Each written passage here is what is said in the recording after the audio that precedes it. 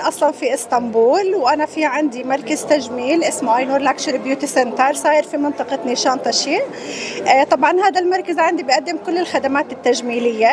الخدمات التجميلية بتشمل عندي خدمات تجميل البشرة كافة، خدمات المكياج الدائم مثل توريد الشفايف، الميكروبليدنج، خدمات البوتوكس والفيلر أيضا موجودة، خدمات تجميل الأظافر، الميك اب ارتست، كل الخدمات التجميلية يعني.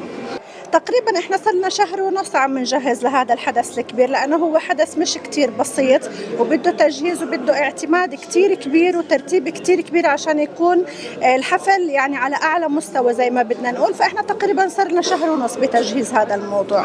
اول شيء بخصوص ملكة الجمال لازم تكون الثقة، يعني لازم يكون في ثقة بطلتها، هذا اهم شيء.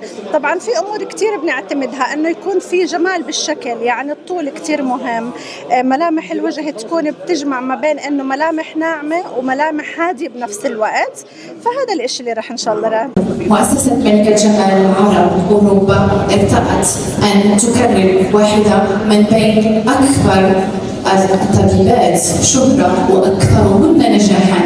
أنادي على الطبيبة الدكتورة إينور أبايد، أفضل طبيبة عربية للعناية بالبشرة، فلتتقدم مشكورة.